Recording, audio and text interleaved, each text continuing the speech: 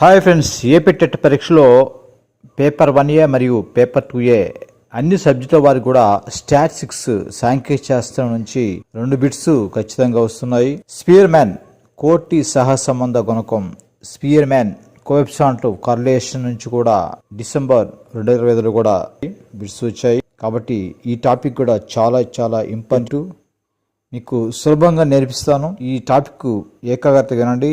చివర కొన్ని previous bits కూడా అడుగుతాను. నేను జవాబు చెప్పినప్పుడు మీరు సమాధానాన్ని మనసులో ఊహించుకోండి. మొదట సహసంబంధం కరలేషన్ అంటే ఏమిటో నిర్వచనం చూద్దాం.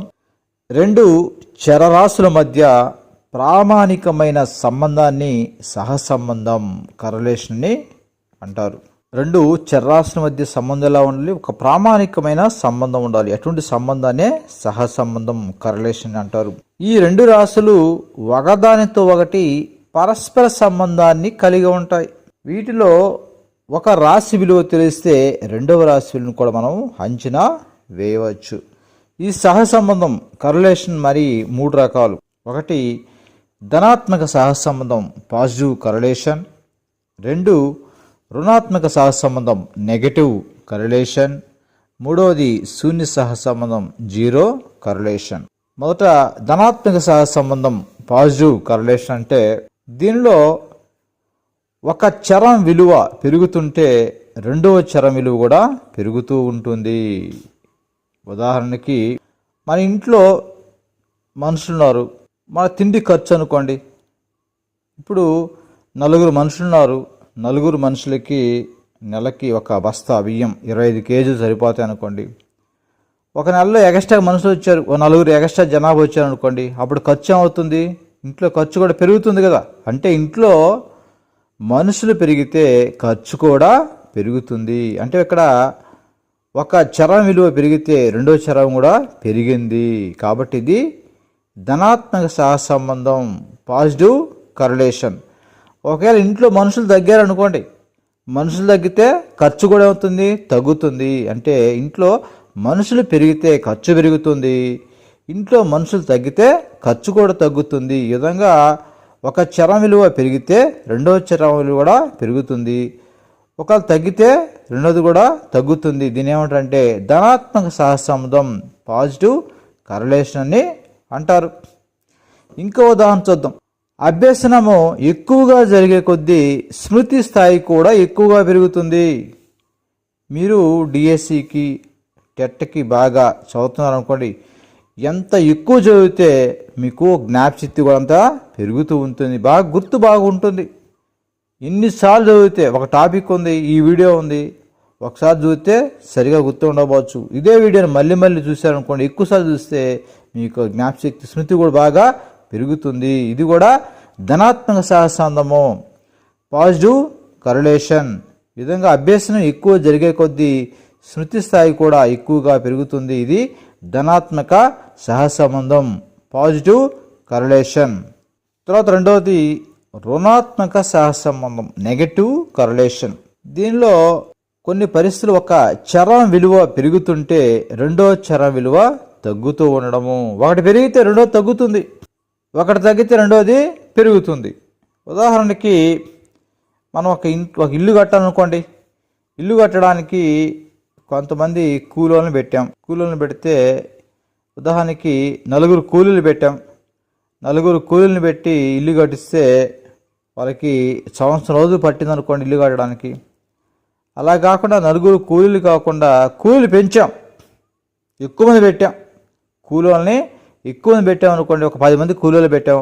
అప్పుడు ఇల్లు పూర్తి కావడానికి తొందరగా అయిపోతుంది కదా, తక్కువ రోజులు అయిపోతుంది కదా. అంటే ఒక ఇంటి పని పెట్టుకున్నప్పుడు కూలీలను పెంచినప్పుడు రోజులు తగ్గుతాయి. అంటే ఒకటి పెరిగింది, రెండవది తగ్గింది. కూలీలు పెంచితే రోజులు తగ్గాయి, ఒకటి పెరిగితే రెండవది తగ్గితే ఇది రుణాత్మక సహసంబంధం నెగటివ్ కరలేషన్. ఇంకో ఉదాహరణ చూస్తే వయసు పెరిగే కొద్దీ అభ్యసన రేటు తగ్గుతుంది. అంటే మనకి వయసు పెరిగే కొద్దీ నేర్చుకునే శక్తి మనకి తగ్గుతుంది. అంటే మనకి చూస్తున్నాం కదా, ఇప్పుడు చాలా ఇబ్బంది పడుతుంది. ఇన్ సర్వీస్ టీచర్స్, గవర్నమెంట్ టీచర్స్కి దాదాపుకి రిటైర్మెంట్ వయసు దగ్గరకు వస్తుంది చాలామంది పాపం. వాళ్ళకి 50 సంవత్సరాలు ఎక్కువైనా కూడా వాళ్ళు ఇప్పుడు టెట్ రాయాల్సి వస్తుంది. ఆ విషయాన్ని కోర్టు వాళ్ళు పట్టించుకోవడం లేదు. అంటే అందరూ ఖచ్చితంగా రాయమని చెప్తున్నారు కదా టెట్. కానీ వయసు పెరిగే కొద్దీ అభ్యసన రేటు తగ్గుతుంది కదా, కష్టమే కదా ఈ వయసులో చదవాలంటే. కాబట్టి ఇక్కడ వయసు పెరిగే కొద్దీ ఒకటి పెరిగింది, అభ్యసన రేటు మనం చదువుకోవడం కష్టం కదా, అది తగ్గుతుంది. ఒకటి పెరిగితే రెండోది తగ్గింది. కాబట్టి ఇది రుణాత్మక సహసంబంధం, నెగటివ్ కరిలేషన్. ఈ విధంగా ఒకటి పెరిగినప్పుడు రెండోది తగ్గితే దీన్ని రుణాత్మక సహసంబంధం, నెగటివ్ కరిలేషన్ అని అంటారు. ఇక మూడవది శూన్య సహసంబంధం, జీరో కరిలేషన్. ఇది ఒక చరం విలువ పెరిగినా తగ్గినా రెండో రకం చరంలో పెరుగుదల కానీ తగ్గుదల కానీ ఏమి ఉండదు, దానికి సంబంధం ఉండదు. ఈ రెండింటికి సంబంధం ఉండదు. ఒక చరరాశికి రెండో చరరాశికి సంబంధమే ఉండదు.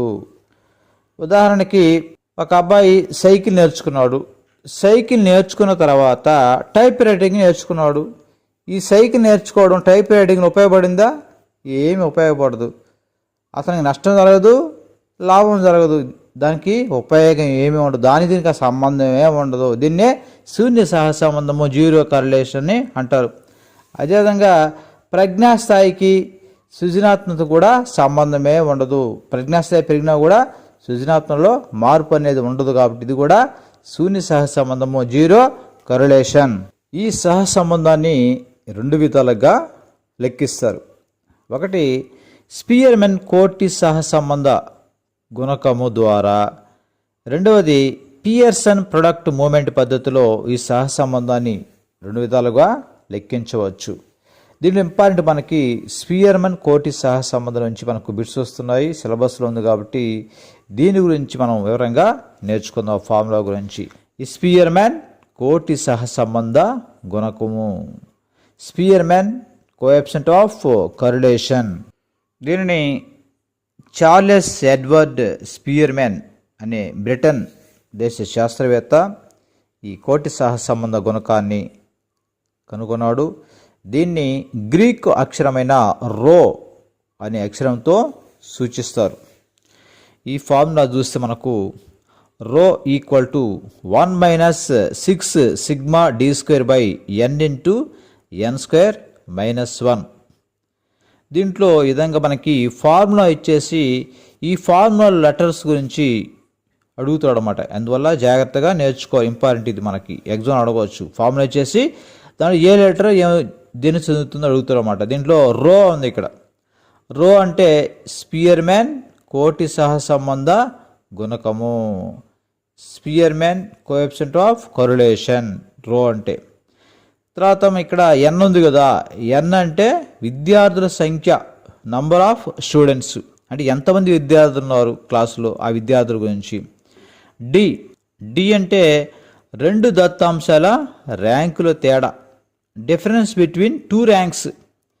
అంటే మన స్టూడెంట్స్ మనం బీఈడీ చదివేటప్పుడు ఆ బీఈడీలో మనకు మెథడాలజీ రెండు ఉంటాయి కదా, మ్యాథ్స్ ఉంటుంది, ఫిజిక్స్ ఉంటుంది. అంటే మ్యాథ్స్లో వచ్చిన ర్యాంక్ ఎంత, ఒకే ఒక స్టూడెంట్ ఉన్నాడు, ఆ స్టూడెంట్కి మ్యాథ్స్లో ర్యాంక్ ఎంత వచ్చింది, పిఎస్లో ర్యాంక్ ఎంత వచ్చింది, వాటి తేడా, ఆ ర్యాంకుల తేడా. ఈ విధంగా అందరు విద్యార్థులు తీసుకొని అందరు విద్యార్థులకి ఈ మ్యాథ్స్ ఫిజిక్స్లో ర్యాంకుల తేడా ఎంతో దాని గురించి ఈ డి అన్నమాట. ఇక్కడ రెండు దత్తాంశ ర్యాంకుల తేడా డి అనేది ఇక్కడ. తర్వాత సిగ్మా d² అంటే ర్యాంకుల తేడాల వర్గాల మొత్తం. అంత డి అంటే ర్యాంకుల తేడా అనుకోను. ఇక్కడ స్క్వేర్ ఉంది, స్క్వేర్ అంటే ఏంది, వర్గాలు. సిగ్మా అంటే ఏంది, మొత్తం కదా, సిగ్మా అంటే మొత్తం. అదేవిధంగా సిగ్మా d² ఇచ్చేసి ఎగ్జామ్ వాడు ఆప్షన్స్ చేస్తామంటే ఏంటంటే ర్యాంకుల తేడాల వర్గాల మొత్తము. ఈ ఫార్ములాని నాన్ మ్యాథ్స్ వాళ్ళు గుర్తుపెట్టుకోవాలంటే కొంచెం కష్టం కాబట్టి మీకు తమాషా కోడ్ చివరిలో చెప్తాను, వీడియో చివరిలో చెప్తాను. ఈ జీవితంలో కూడా ఈ సూత్రం మీరు మర్చిపోరు. తర్వాత ఇప్పుడు ఈ కోటి సహసంబంధం ఈ ఫార్ములా కనుక్కున్నాం. ఈ ఫార్ములా ప్రకారం మనం రెండు సబ్జెక్టుల మధ్య మ్యాథ్స్ ఫిజిక్స్ లేకపోతే ఏరే సబ్జెక్టు రెండు తీసుకొని వాటి మధ్య ర్యాంకులు కనుక్కున్నప్పుడు ఆన్సర్ ఎలా వస్తుందంటే మీకు +1 నుంచి -1 మధ్యలో ఉంటుంది ఆన్సర్. మీకు చేసి చూడండి, కావాలంటే మీరు ఏదైనా తీసుకొని చేస్తే మనకి ఖచ్చితంగా ఈ కోటి సహసంబంధ గుణక విలువ వేటి మధ్యలో ఉంటుంది ఆన్సర్ అంటే -1కి +1కి మధ్యలో మాత్రమే ఉంటుంది అని ఖచ్చితంగా వస్తుంది. ఈ విధంగా గుర్తుపెట్టుకునే విధంగా చాలా ఇంపార్టెంట్. ఎగ్జామ్ ఆడుతారు, ఆప్షన్స్ చేస్తారు. కోటి సహసంబంధ గుణక విలువ స్పియర్మ్యాన్ కోఎఫిషియంట్ ఆఫ్ కరెలేషన్ యొక్క విలువ వేటి మధ్యలో ఉంటుంది అన్నప్పుడు -1కి 1కి మధ్యలో ఉంటుంది. ఈ -1 కూడా 1 కూడా వస్తుంది. ఇక్కడ మీరు ఫార్ములా ప్రకారము ఎంతమంది చెప్పుకున్న ఈ ఫార్ములా ప్రకారం మనకు రో విలువ 1 వచ్చింది అనుకోండి, +1 వచ్చింది. అప్పుడు ఆ రెండు చర్రాశుల మధ్య ఎటువంటి సహసంబంధం ఉంటుందంటే సంపూర్ణ ధనాత్మక సహసంబంధం ఉంటుంది. రేపు ఎగ్జామ్ అడగవచ్చు, రో విలువ 1 అయితే ఏమిటి? ఆప్షన్స్ కింద ఇస్తారు. సంపూర్ణ ధనాత్మక సహసంబంధమా, సంపూర్ణ రుణాత్మక సహసంబంధమా, అత్యల్ప సంబంధమా, లేకపోతే రకరకాలుగా ఆప్షన్స్ ఇస్తారు విధంగా. అందువల్ల బాగా గుర్తుపెట్టుకోండి, రో విలువ 1 +1 అయితే ఆ రెండింటి మధ్య ఏముంటుంది? సంపూర్ణ ధనాత్మక సహసంబంధం ఉంటుంది, పాజిటివ్ కరెలేషన్ ఉంటుంది అని గుర్తుపెట్టుకోండి ఇక్కడ. తర్వాత ఒకవేళ రో విలువ -1 అయితే ఏమవుతుంది? రో విలువ -1 అయితే ఆ రెండింటి మీద సంపూర్ణ రుణాత్మక సహసంబంధం ఉంటుంది, సంపూర్ణ నెగటివ్ కరెలేషన్ ఉంటుంది అని గుర్తుపెట్టుకోండి. ఒకవేళ రో విలువ మన ఫార్మ్ పక్కన కనుక 0 వచ్చింది అనుకోండి, అప్పుడు ఆ రెండింటి మధ్య, ఆ రెండు చర్రాశుల మధ్య సహసంబంధమే ఉండదు, సహసంబంధము లేదు, ఉండదు, వీటి మధ్య కరెలేషన్ అనేది ఉండదు అని గుర్తుపెట్టుకోండి. ఈ విధంగా ఈ 3 పాయింట్లు బాగా గుర్తుపెట్టుకోండి. ఇక్కడ రేపు ఎగ్జామ్లో అడుగుతున్నాం ఈ విధంగా ఆప్షన్ చేసి ఏ విలువ ఇచ్చినప్పుడు ఎలా ఉంటుంది అప్పుడు ఈ విధంగా గుర్తుపెట్టుకోండి. రో విలువ 1 అయితే సంపూర్ణ ధనాత్మక సహసంబంధం, సంపూర్ణ పాజిటివ్ కరెలేషన్. రో విలువ -1 అయితే సంపూర్ణ రుణాత్మక సహసంబంధం, సంపూర్ణ నెగటివ్ కరెలేషన్. రో విలువ 0 అయితే సహసంబంధమే ఉండదు, కరెలేషనే ఉండదు అని గుర్తుపెట్టుకోండి. ఇది ఈ 3 పాయింట్ ఇంపార్టెంట్. ఇంకా ఇస్తాడు, రో విలువ 0 నుంచి 0.2 మధ్యలో ఉంటే అప్పుడు ఎలా ఉంటుందంటే అత్యల్ప ధనాత్మక సహసంబంధం ఉంటుంది. అత్యల్ప, చాలా తక్కువ ధనాత్మక సహసంబంధం ఉంటుంది, పాజిటివ్ కరెలేషన్ ఉంటుంది. 0.2 నుంచి 0.4 మధ్యలో ఉంటే రో విలువ అప్పుడు అల్ప ధనాత్మక సహసంబంధం ఉంటుంది, అల్ప పాజిటివ్ కరెలేషన్ ఉంటుంది. 0.4 నుంచి 0.7 మధ్యలో ఉంటే మధ్యమ శ్రేణి ధనాత్మక సహసంబంధం ఉంటుంది. 0.7 నుంచి 0.9 మధ్యలో ఉంటే అధిక ధనాత్మక సహసంబంధం ఉంటుంది. 0.9 నుంచి రో విలువ 1 మధ్యలో ఉంటే అత్యధిక ధనాత్మక సహసంబంధం ఉంటుంది. ఇది కూడా చాలా చాలా ఇంపార్టెంట్. ఎగ్జామ్లో ఆప్షన్స్ ఇచ్చేసి ఏదో ఒకటి అడగవచ్చు. ఇక్కడ ఇది కొద్దిగా సులభంగా ఎలా గుర్తుపెట్టుకోవాలో చూద్దాం. ఇప్పుడు ఈ నంబర్స్ ఎలా గుర్తుపెట్టుకోవాలో చూద్దాం. ఇక్కడ ఇప్పుడు 1 నుంచి 10 వరకు నంబర్స్ ఉన్నాయి కదా, సహజ సంఖ్యలు ఉన్నాయి కదా, 1 నుంచి 10 వరకు ఉన్నాయి. వీటిలో మొదట వచ్చే సరి సంఖ్యలు ఏవి? సరి సంఖ్యలు తెలుసు కదా, 2 ఎక్కన వచ్చే సరి సంఖ్యలు కదా. మొదట వచ్చే 2 సరి సంఖ్యలు ఏవి? 2, 4 కదా. మొదటి నుంచి 2, 4 సరి సంఖ్యలు. తర్వాత లాస్ట్ నుంచి అంటే 10 లోపల, లాస్ట్ నుంచి 10 లోపల ఇలా 9 వరకు తీసుకుని లాస్ట్ నుంచి వచ్చే 2 బేస్ సంఖ్యలు చెప్పండి. లాస్ట్ నుంచి అంటే 10 లోపల అంటే 9, 7 కదా, 9, 7 లాస్ట్ నుంచి 2 బేస్ సంఖ్యలు. ఇక్కడ చూడండి, మనకి ఇక్కడ ఫస్ట్లో ఇక్కడ మనకి 0.2 తర్వాత 0.4 నంబర్ ఉన్నాయి. ఇక్కడ ఫస్ట్ 0 ఉంది, 0 తర్వాత ఏముంది 0.2, 0.4 ఉంది. అంటే 2, 4 గుర్తుపెట్టుకుని పాయింట్ పక్కన పెట్టండి. 2, 4 అంటే ఇక్కడ మనకి 2, 4 వచ్చింది. 0.2, 0.4, 2, 4 అంటే 2 సరి సంఖ్యలు. మొదటి 2 సరి సంఖ్యలు కదా, నంబర్స్ వరుస తీసుకున్నప్పుడు 2, 4. చివరి నుంచి 2 బేస్ సంఖ్యలు అని చెప్పాను, 7, 9 కదా, అంటే 0.7, 0.9 గుర్తుపెట్టుకోండి. అంటే ఈ నంబర్స్ గుర్తున్నారు మనకి ఇక్కడ ఈ లైన్లో వరుస క్రమంలో. ఫస్ట్ అంటే మనకి ఐడియా రావాలి, ఫస్ట్ 2 సరి సంఖ్యలు 2, 4 కాబట్టి 0.2, 0.4 గుర్తు రావాలి. అంటే ఇక్కడ 0 నుంచి 0.2 వరకు ఉంటే అత్యల్ప ధనాత్మక సహసంబంధము, 0.2 నుంచి 0.4 వరకు ఉంటే అల్ప ధనాత్మక సహసంబంధము, 0.4 నుంచి 0.7 మధ్యలో ఉంటే మధ్యమ శ్రేణి ధనాత్మక సంబంధం. తర్వాత మీకు ఏం చెప్పాను, లాస్ట్ నుంచి 2 బేస్ సంఖ్యలు ఏం చెప్పాను, 7, 9 కదా, అంటే 0.7, 0.9 గుర్తు రావాలి. ఇక్కడ 7, 9 గుర్తు రావాలి. కాబట్టి ఇక్కడ 0.4 నుంచి 0.7 వరకు మధ్యమ శ్రేణి ధనాత్మక సహసంబంధము, 0.7 నుంచి 0.9 వరకు అధిక ధనాత్మక సహసంబంధము, 0.9 నుంచి 1 వరకు అత్యధిక ధనాత్మక సహసంబంధం. ఈ నంబర్లు ఎలా గుర్తుపెట్టుకోండి అంటే మొదటి 2 సరి సంఖ్యలు 2, 4 గుర్తు రావాలి. లాస్ట్ నుంచి 2 బేస్ సంఖ్యలు 7, 9 ఆడ్ నంబర్స్. ఇక్కడ సరి సంఖ్యలు A1 నంబర్స్, ఆడ్ నంబర్స్ అంటే మనకు బేస్ సంఖ్యలు అని మీకు తెలుసు కదా. ఈ విధంగా ఇవ్వచ్చు. ఒకవేళ ఇక్కడ మనకి 0 నుంచి 0.2 ఈ విధంగా ఇచ్చి అలా కాకుండా మైనస్ ఇచ్చాడు అనుకోండి. ఇక్కడ మైనస్లు అంటే -0.2, -0.4, -0.7, -0.9, -1 ఇచ్చాడు అనుకోండి. అప్పుడు ఇక్కడ మనకి ఏమవుతుంది, ధనాత్మక సహసంబంధం బదులుగా రుణాత్మక పెట్టుకోవడం అంతే. పాజిటివ్ కరిలేషన్ బదులు మనకి నెగటివ్ కరిలేషన్ ఉంటుంది. సేమ్ ఇంతే, ఇదే విధంగా వస్తాయి. ఇంకా మీకు ఇక్కడ ఈ అత్యల్ప ఈ కూడా గుర్తుపెట్టుకోవాలి ఒకసారి. అంటే మనకు వరుస గుర్తుపెట్టుకోండి. ఒకసారి చూడండి. మొదట అత్యల్ప వచ్చింది, తర్వాత అల్ప. అత్యల్ప చాలా తక్కువ, అల్ప అంటే తక్కువ, మధ్యమ అంటే మధ్యలో ఉంది, అట్లేడు కాకుండా మరి ఎక్కువ కాకుండా తక్కువ కూడా మధ్యమ. తర్వాత అధిక, చివరిలో అత్యధిక, ఎక్కువ చాలా ఎక్కువ. ఈ గుర్తుపెట్టుకున్నాం ఒకసారి. అత్యల్ప అంటే చాలా తక్కువ, అల్ప తక్కువ, మధ్యలో ఉంటుంది, తర్వాత అధిక కొంచెం ఎక్కువ, అత్యధిక చాలా ఎక్కువ. ఈ పదాలు గుర్తుపెట్టుకోండి. అత్యల్ప, అల్ప, మధ్యమ, అధిక, అత్యధిక. 2-3 సార్లు అయితే గుర్తుంటుంది మీకు. ఫస్ట్ ఏముంటుంది, అత్యల్ప వస్తుంది, తర్వాత అల్ప వస్తుంది. అత్యల్ప, అల్ప, మధ్యమ, అధిక, అత్యధిక. ఈ విధంగా ఈ లైన్ కూడా బాగా గుర్తుపెట్టుకోండి. మీకు 2-3 సార్లు అయితే ఈజీగా గుర్తుంటుంది. వీటిలో అడగవచ్చు, ఖచ్చితంగా అడగవచ్చు. చాలా ఇంపార్టెంట్ ఇది. అంటే ఏ విలువ ఇచ్చినప్పుడు ఎలా ఉంటుంది, వాటి మధ్య చరరాశుల మధ్య సహసంబంధం ఎలా ఉంటుందో అడగవచ్చు అన్నమాట.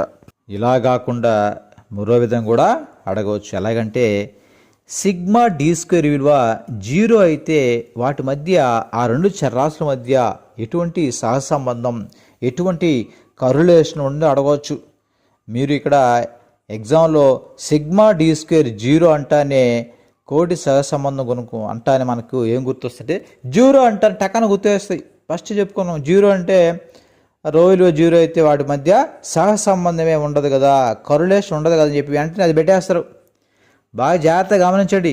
ఇక్కడ 0 చూస్తానే మనం పెట్టకూడదు. ఇక్కడ ఈ 0 విలువ ఏమి ఇచ్చాడు, ఇక్కడ రో విలువ ఇవ్వలేదు. ఇక్కడ రో విలువ 0 అయితే అప్పుడు సహసంబంధం ఉండదు. కానీ ఇక్కడ ఇచ్చింది ఏంది, సిగ్మా d². ఇది గుర్తుపెట్టుకోండి, బాగా జాగ్రత్త చూడాలి. ఇక్కడ 0 అంటే పెట్టేయకూడదు ఆన్సర్. ఇక్కడ 0 అనేది రో విలువ లేకపోతే సిగ్మా d² చూసుకోరు. ఇక్కడ సిగ్మా d² విలువ 0 అయితే ఇప్పుడు ఫార్ములా చూడండి ఒకసారి.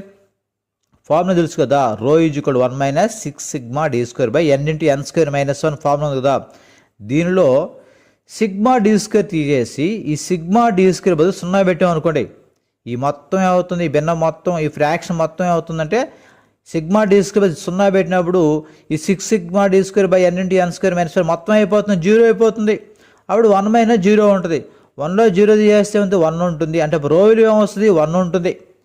రో విలువ 1 అయితే ఆ రెండింటి మధ్య ఏముంటుంది, సంపూర్ణ ధనాత్మక సహసంబంధం ఉంటుంది, సంపూర్ణ పాజిటివ్ కరిలేషన్ ఉంటుంది అని రాయాలి. అది బాగా గుర్తుపెట్టుకోండి.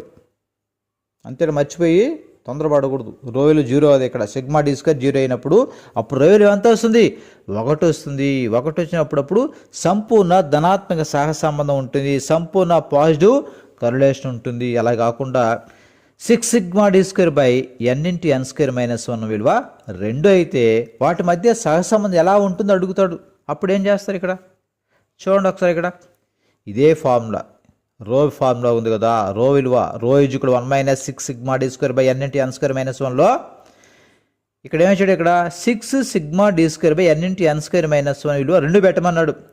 2 పెట్టామనుకోండి, మొత్తం ఫ్రాక్షన్ చేసి ఫార్ములాలో పెడితే అప్పుడు ఏమవుతుంది, 1 - 2 వస్తుంది. 1 - 2 అంటే ఏంది, 1లోంచి 2 తీసేయలేం కదా. అప్పుడు -2లోంచి 1 తీసేస్తే -1 వస్తుంది. రో విలువ -1 వస్తుంది. రో విలువ -1 వస్తే ఏంది, అప్పుడు ఆ రెండింటి మధ్య ఏముంటుంది, సంపూర్ణ రుణాత్మక సహసంబంధం ఉంటుంది, సంపూర్ణ నెగిటివ్ కరిలేషన్ ఉంటుంది అని గుర్తుపెట్టుకోండి. అలా కాకుండా 6 సిగ్మా d² n × n² - 1లో 1 అయితే ఆ ఫార్ములా చూడండి. ఆ ఫార్ములాలో 6 సిగ్మా d² n × n² - 1 తీసి 1 పెడితే ఏమవుతుంది, 1 - 1 ఉంటుంది. 1 - 1 అంటే 1 నుంచి 1 తీసేస్తే ఏమవుతుంది? 0 వస్తుంది.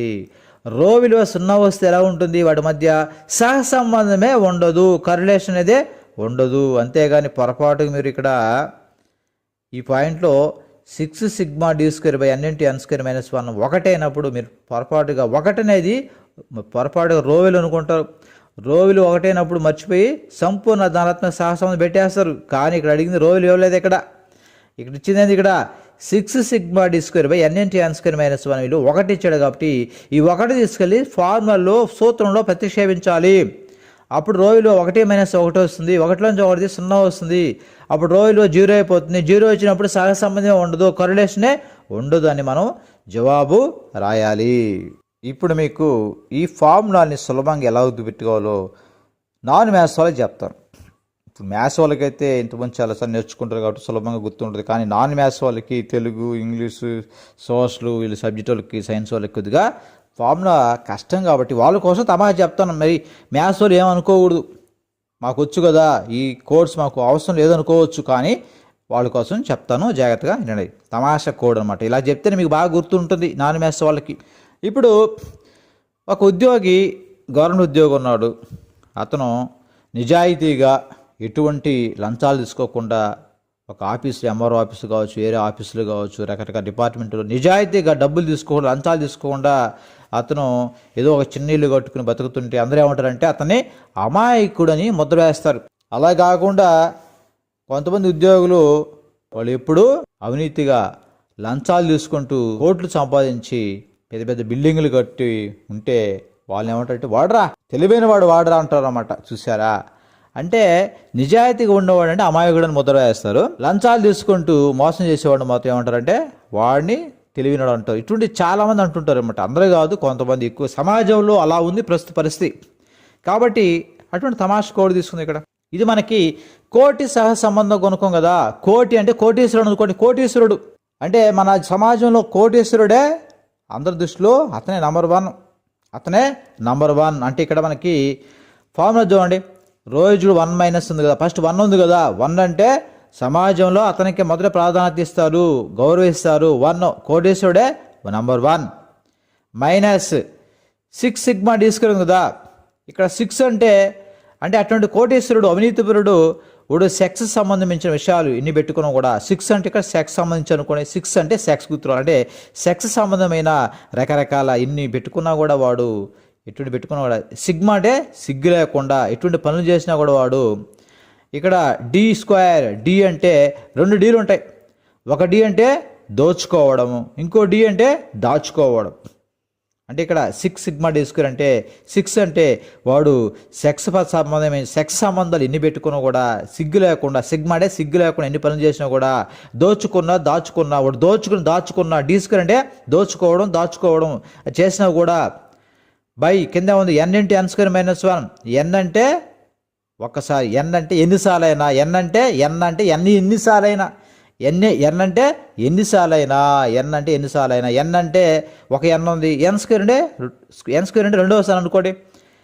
n అంటే ఒక్కసారి చెప్పినా నువ్వు, n² అంటే 2 సార్లు చెప్పినా, ఎన్నిసార్లు చెప్పినా ఆ కోటీశ్వరుడికే సమాజంలో నంబర్ 1 ర్యాంక్. -1 అంటే 1 అంటే మళ్ళీ చెప్పు.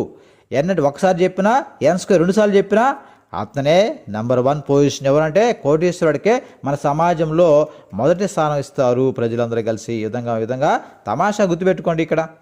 ఇక్కడ రోజు కూడా 1 అంటే ఫస్ట్ 1 వస్తుంది. అంటే ఇతను కోటీశ్వరుడికే సమాజం నంబర్ 1 స్థానము. చివరిలో కూడా 1 వచ్చింది ఇక్కడ. అంటే n అంటే ఒకసారి చెప్పినా, n² 2 సార్లు చెప్పినా కూడా అతను సమాజంలో నంబర్ 1 కదా. అంటే చివరిలో మళ్ళీ 1 వస్తుంది. ఈ విధంగా తమాషా గుర్తుపెట్టుకోండి. అంతేగాని ఏందబ్బా ఇలా చెప్పాడు అనుకోవద్దు. ఎందుకంటే ఇలా చెప్తే చాలామంది గుర్తుంటుంది, కొంతమంది తమాషా చెప్తేనే బాగా గుర్తుంటుంది. కాబట్టి ఇలా చెప్పాను అంతే, మరేం కాదు. మీరు మ్యాథ్స్ వాళ్ళకి మాత్రం ఎలాగైనా గుర్తుపెట్టుకుంటారు, నో ప్రాబ్లం. తర్వాత ఈ స్వీరమైన కోటి సహసంబంధం గురించి మనం సహసంబంధం కనుగొన్నాం కదా. ఇంకో ఫార్ములా ఉంది, పియర్సన్ సహసంబంధ గుణకం.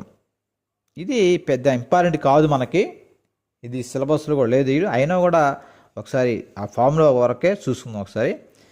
ఈ పియర్సన్ సహసంబంధ గుణకము సింబల్ వచ్చేసి గామా.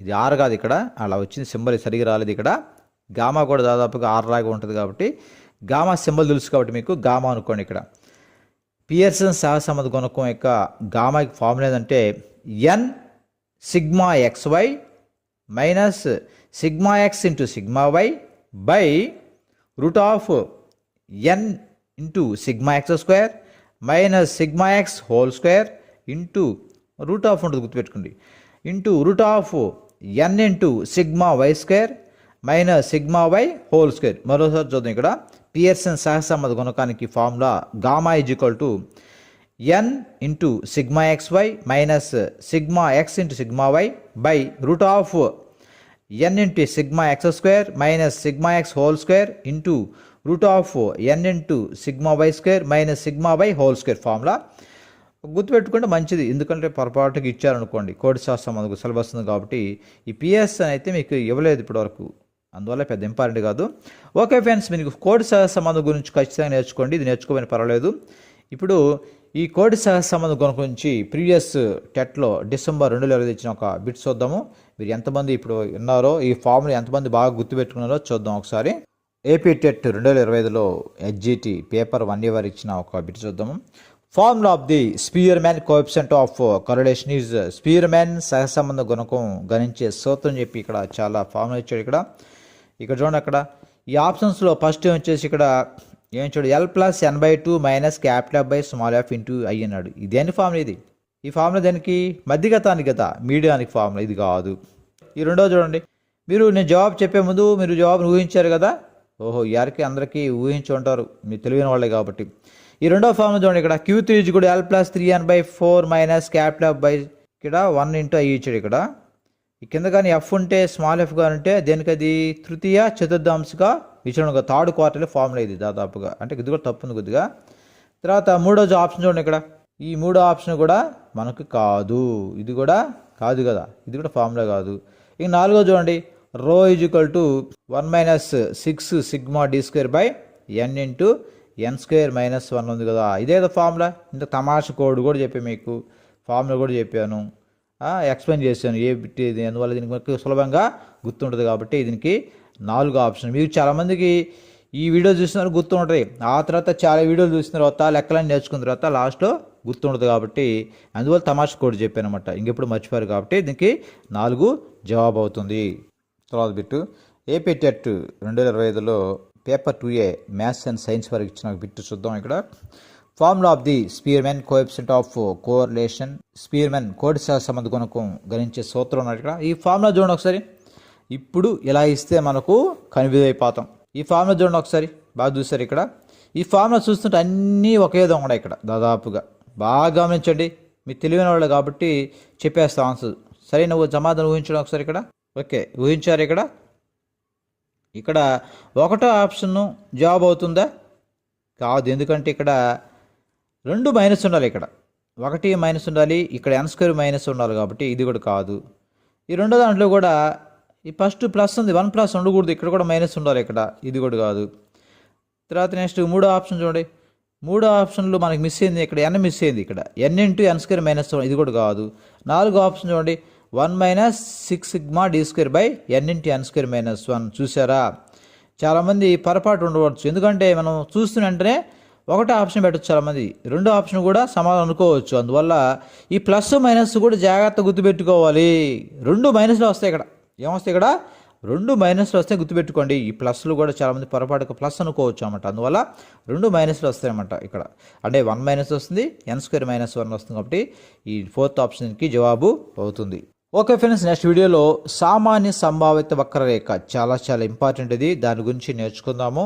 దాని నుంచి కూడా ప్రీవియస్ టెట్లో కూడా బిట్స్ వచ్చాయి, 2-3 బిట్స్ వచ్చాయి కాబట్టి ఇవి ఖచ్చితంగా బాగా నేర్చుకోండి. ఓకే ఫ్రెండ్స్, మనకి దీనికి సంబంధించిన వీడియోలు అన్నీ కూడా కావాలంటే మీకు మనకి యాప్ ఉంటుంది, DSC and department test app ఉంటుంది, అది ప్లే స్టోర్ నుంచి డౌన్లోడ్ చేసుకోండి. మీకు చాలా తక్కువ ఫీజు ఉంటుంది, ఒక కనీస ఫీజు మాత్రం ఉంటుంది, ఎక్కువ ఫీజే ఉండదు. మీకు నాకు మెసేజ్ పెట్టండి. మీకు నిరుద్యోగులైతే, ఒక నిరుపేద నిరుద్యోగులైతే మాకు ఎటువంటి ఆదాయం లేదు, మా నాన్న కూడా లేడు, మేము కూడా ఎక్కడ పని లేదు అని చెప్తే మీకు కనీసం 100 రూపాయలకి ఇస్తాను, నో ప్రాబ్లం. కనీస ఫీజు, ఎందుకంటే అసలు మీకు ఉచితంగా ఇవ్వడం వల్ల చాలామంది సరిగ్గా చదవడం లేదు కాబట్టి కనీస ఫీజు 100 రూపాయలు. ఎందుకంటే మనకు నెట్ ఛార్జ్ చేసుకుని, మీరు ఇంటర్నెట్ ఛార్జ్ చేసుకుని కూడా మీకు నెలకి 200 పైన అవుతుంది కదా. అందువల్ల మీకు 6 నెలలు ఒక 100 రూపాయలు కడితే 6 నెలల పాటు మీరు వీడియోలు చూడవచ్చు, ఎగ్జామ్స్ రాసుకోవచ్చు. అన్ని సబ్జెక్టులు ఎవరిస్తారు? ఏ అప్లైన్ మీకు విధంగా ఇస్తాడో ఎవరు మీకు నిరుద్యోగులు అయితే మీకు ఒక 100 రూపాయలు పంపించి నాకు ఇవ్వండి సార్ అని ఖచ్చితంగా ఇస్తాను. మీరు నిజాయితీగా చెప్పండి. నిజాయితీగా చెప్తే ఖచ్చితంగా ఇస్తాను. మీరు రాబోయే టెట్ పరీక్షలో మంచి మార్కులు సాధించి ఇంకా రాబోయే డిఎస్సి కూడా రాసి మీరు గవర్నమెంట్ జాబ్ సాధిస్తారని భగవంతుడు కోరుకుంటున్నాను. Okay friends, all the best. మీ చాశ్రీ చాగనం శ్రీనివాసులు.